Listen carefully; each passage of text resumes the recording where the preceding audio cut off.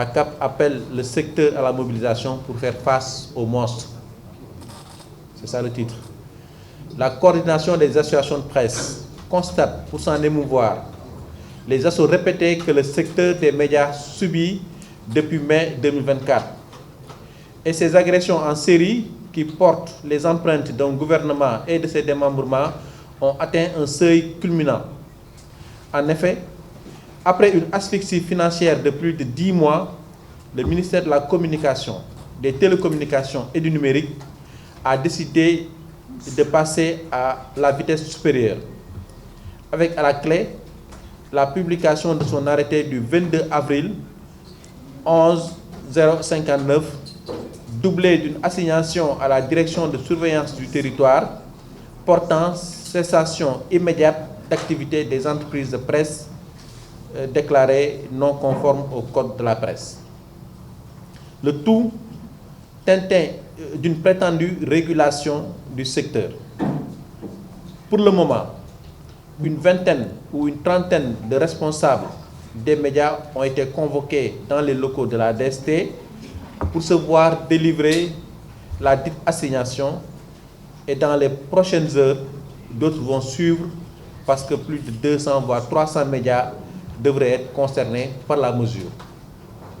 Cette saisine des services du ministère de l'Intérieur, qui criminalise désormais et de façon illégale l'activité de presse, date de la deuxième quinzaine du mois de février. Certes, des organisations faîtières du secteur alertent et condamnent depuis lors le caractère illégal de ces fameuses mesures de régulation, mais aussi les errements, failles techniques et omissions. La Cour suprême a même été saisie relativement à l'arrêté 24-462 du 1er octobre 2024 portant création de la commission d'examen et de validation de la déclaration des entreprises de presse du Sénégal. Malheureusement, depuis lors, c'est silence radio. Aucune décision de la juridiction, aucune réaction des plus hautes autorités de l'État, des organisations sœurs ou autres institutions diplomatiques, onusiennes, africaines et autres. Bref, tout laisse à croire que tout le monde souhaite insidieusement la mort de la presse sénégalaise qui pourtant a toujours été un rempart de la démocratie, même dans les moments les plus difficiles de la vie de la nation. Procédure du ministère de la Communication. Des errements et des vices de forme à gogo. Dans cette prétendue mesure de régulation enclenchée par M. le ministre Aliou Sall, les vices de forme et les violations de la loi ont fini d'hypothéquer le processus. En effet, si tant est que celui-ci est bouclé jusqu'à ce que le ministre de la Communication saisisse la DST, c'est-à-dire le processus, la DST est la division spéciale de la cybercriminalité. Pourquoi un arrêté portant publication de la liste définitive des médias conformes au code de la presse n'a pas été pris? Parce que c'est un préalable quand même. Eh bien, la réponse semble couler de source. Ce flou total, orchestré par le ministre de tutelle, a pour but d'imposer l'autocensure et de semer la panique dans toutes les rédactions. D'autant que beaucoup d'entreprises de presse qui ne font pas partie de la dernière liste des médias reconnus ne savent toujours pas sur quel pied danser. Elles ne savent pas si elles sont effectivement reconnues ou rejetées. Et d'ailleurs, la réunion que nous avons tenue tout à l'heure a prouvé cela, parce que beaucoup sont aujourd'hui dans l'inquiétude, ce qui est inacceptable. Pire, depuis la publication par le directeur de la communication de la deuxième liste, aucun des médias déclarés non conformes n'a reçu de notification sur les motifs de rejet. Permettez-moi de reprendre cela. Depuis la publication par le directeur de la communication de cette deuxième liste, aucun média déclaré non conforme n'a reçu de notification sur les motifs de rejet. Quand vous faites un examen, vous avez réussi, vous allez le savoir parce que la liste sera affichée ou divulguée. Si vous êtes ajourné, on va vous donner un relevé de notes et vous pourrez savoir en tout cas là où vous avez flanché. Mais là, personne ici ne peut vous dire, moi j'ai été recalé pour tel motif. Parce qu'il n'y a pas eu de notification écrite ou par mail qui parle de ça, et ce qui est inacceptable. Alors que, par élégance républicaine et conformément aux rigueurs d'une administration compétente et professionnelle, avant même la conférence de presse portant publication de la liste des médias reconnus, toutes les entreprises de presse qui s'étaient inscrites sur la plateforme devraient recevoir une notification liée à leur conformité ou non, en temps normal. Mais c'est trop attendre du ministère de la Communication qui peut être assimilé au Conseil constitutionnel ou à la défunte Cour de répression de l'enrichissement illicite parce qu'il n'offre aucune possibilité de recours ou d'appel. Pour preuve, la plateforme de déclaration des médias au Sénégal est fermée depuis février, ce qui veut dire qu'il n'est plus possible au Sénégal de créer un média, parce que la plateforme sur laquelle on est censé s'enregistrer est hermétiquement fermée sans aucune information sur sa réouverture malgré les courriers envoyés à la tutelle. La presse, un George Floyd au Sénégal.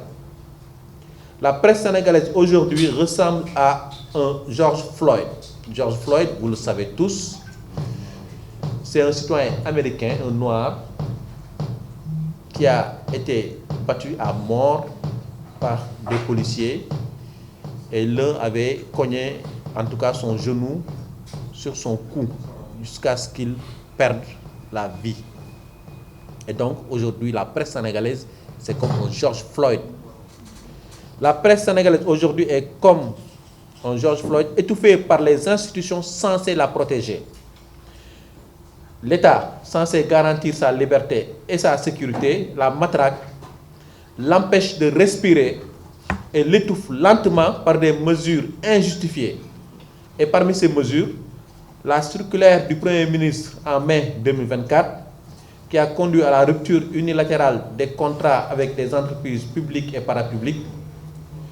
Et depuis la nomination du ministre de la Communication Alioune Sall, aucune concertation formelle sur les préoccupations ou conclusions des assises nationales des médias, à part évidemment la réunion de prise de contact du samedi 25 mai 2024.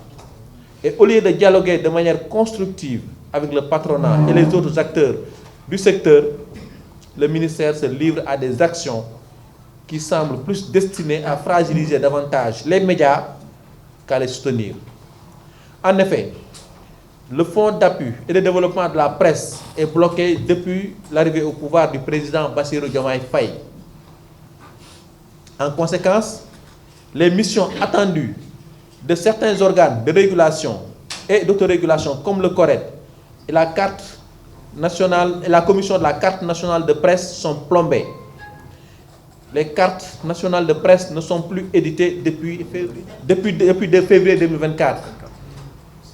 Et entre-temps, beaucoup d'entre nous qui avaient des cartes sont arrivés à expiration. Moi qui vous parle, je ne suis plus journaliste parce que je n'ai plus de carte nationale de presse. Elle est arrivée à expiration, et comme beaucoup d'autres. Le Conseil national de régulation de l'audiovisuel, le CNRA, est fragilisé par les actions du ministère et de la TDS. Le CNRA ne peut actuellement rien faire à cause de la non-installation de son organe délibérant. Il est même vidé de sa substance par la commission d'examen et de validation des entreprises de presse. Le plan d'action de la CAP. La coordination des associations de presse faiblit mais ne rompt pas.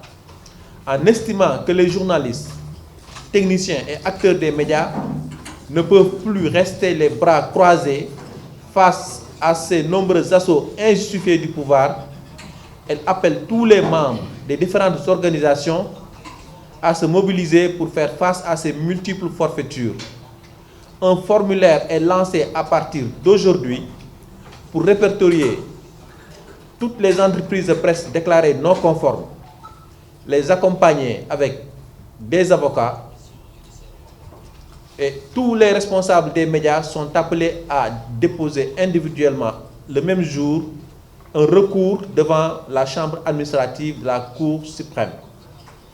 La CAP a ainsi décidé, dans le cadre de son plan d'action, d'initier une série de rencontres durant tout le mois de mai, et ce en synergie avec les organisations syndicales, le patronat sénégalais, les organisations de défense des droits de l'homme, les membres de la société civile et d'autres identités remarquables de ce pays. Une série qui sera bouclée par un sit-in devant les locaux du ministère de la Communication. À la faveur des changements intervenus à la tête du SYNPICS et de la Convention des jeunes reporters, une restructuration est opérée au sein de la CAP. Elle compte ainsi s'ouvrir et se formaliser lors d'une assemblée générale prévue le 17 mai prochain. Merci pour votre aimable attention.